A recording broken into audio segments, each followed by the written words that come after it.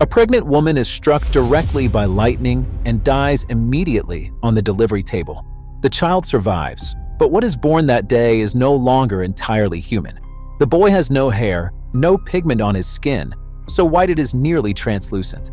In the intensive care unit, his brain waves show abnormal signals. Faced with the shock of losing his wife and this strange child, the father collapses. He cannot hold back his tears and continuously insists that this is not his son. No one says it aloud, but everyone understands. What has just been born is not a normal child. From that moment on, no one pays attention to the baby until his grandfather dies. Jeremy is found by police in the basement of the house. It turns out his grandparents had quietly raised him for 16 years, but because his eyes are extremely sensitive to light and society discriminates against him, they kept him living in the basement.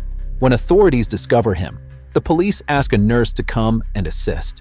The first time meeting a stranger, yet he feels no fear. On the contrary, he surprises the police chief and the nurse with his nearly perfect memory, able to recall every page of every book he has read. With no family left, Jeremy is taken to a boarding school for teenagers with special circumstances.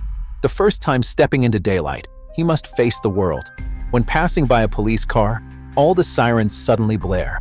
The police chief also notices on the rooftop dense rows of lightning rods standing like an invisible layer of protection.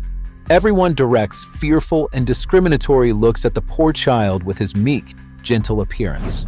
On his very first day at the boarding school, he faces the discriminatory glances of the other boys. On the first day itself, Jeremy becomes a target. In the dining hall, laughter begins to ring out. Mocking words and jeers about his appearance spread throughout the room. The curly-haired boy constantly taunts him as a freak and relentlessly mocks Jeremy's appearance. All eyes begin to focus on him. Faced with these attacks, Jeremy only remains silent. It is precisely this silence that infuriates them more. The curly-haired boy forces him to stick a spoon to his nose to make a mockery. They want a reaction, want him to be afraid, but he gives them nothing. He concentrates on controlling every spoon in the dining hall. Each spoon begins to spin, slowly inching across the table as if pulled by an invisible force. All the spoons are drawn together and stacked into a tower. The display ends, but he only receives hostile, wary looks from the children in the school. The next day, Jeremy is taken by the nurse for a health check. The doctor confirms he is completely healthy. The nurse decides to take him to the town's high school. Jeremy agrees despite knowing he will face much discrimination from others. In the first class, the teacher begins lecturing about electricity. His body generates an abnormal electromagnetic field, so intense that everything around him gradually loses control. One side of this thing is positive, while that's right. No one notices the disturbance happening silently. A pen on the desk begins to spin slightly. Metal objects around him start to lose control. The current in the machine increases gradually. The teacher's face changes color. A surge of electricity shoots directly at him, lifting his body into the air. The entire class goes silent.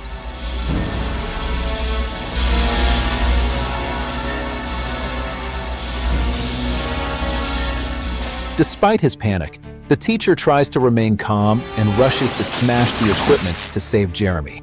By then, Jeremy has collapsed to the ground, but the static electricity still terrifies the teacher. Unable to return home, Jeremy can only go back to the boarding school. Sometime later, he goes on an outing with the children from the camp. Knowing that no one cares for him, Jeremy doesn't try to fit in, but simply enjoys the atmosphere alone. It is precisely for this reason that Powder becomes a target for bullying by other teenagers in the school. The next morning, Jeremy continues exploring the forest alone when the curly-haired boy comes to bully him. He points a gun at him despite his friend's attempts to stop him. Just then, a gunshot rings out. The students jump and rush toward the sound. When they arrive, they discover the police officer has shot a deer. Jeremy slowly walks over and places his hand on the suffering animal's dying body while grasping the officer's hand. The pain from the bullet wound, the panic, the creeping cold spreads throughout the animal's body. In that moment, the police officer feels the pain piercing through his chest as if the bullet is lodged in his own body. He feels the fear of a creature being robbed of its life. In panic, wanting to free the police officer, the curly-haired boy points his weapon at Jeremy to threaten him. A gunshot rings out, injuring no one, but Jeremy's eyes overflow with pain. That action poses a question no one wants to answer. If you truly feel the pain you inflict on another creature, would you dare to inflict it? The next morning, the curly-haired boy drags him to the schoolyard. They tear off his clothes and begin mocking his pale, sickly white skin. Not stopping there, he pushes him into a mud puddle despite his friend's protests. Dark clouds suddenly roll in. Thunder and lightning roar as if the sky itself is angry. They continue to play carelessly, unaware of the disaster about to happen. A chain around one boy's neck begins to vibrate as if pulled by an invisible force. Then a loud explosion hurls the group, flying while Jeremy falls into the mud puddle again. When the group regains their composure, they discover the curly-haired boy has stopped breathing. Jeremy kneels beside him, places his hand on his chest, feeling the faint heartbeat still there. He says nothing, silently using his hands in place of a defibrillator to save him. Through his efforts, he successfully saves the one who bullied him. Finally, he returns to his grandparents' house, but now it stands desolate and cold, devoid of any life. The nurse quickly arrives and descends to the basement to find Jeremy. She persuades him to go with her to find a home of his own. The police also arrive and want to take him, but the nurse convinces them to let Jeremy live a life suited to himself. The police chief agrees, but the large officer believes Jeremy needs to be monitored. Pressure tightens around Powder from all sides, the children who bully him and even adults who don't trust him. Just then, thunder and lightning begin to gather in the sky. Jeremy looks toward the lightning and runs out to the distant meadow. He spreads his arms, standing in the storm as if welcoming it. And when all doors have closed, when society has proven there is no place for him, Powder makes his final decision. A bolt of lightning strikes straight down. His entire body radiates light and vanishes before everyone's regretful sorrow. He does not resent the world for rejecting him. He simply leaves.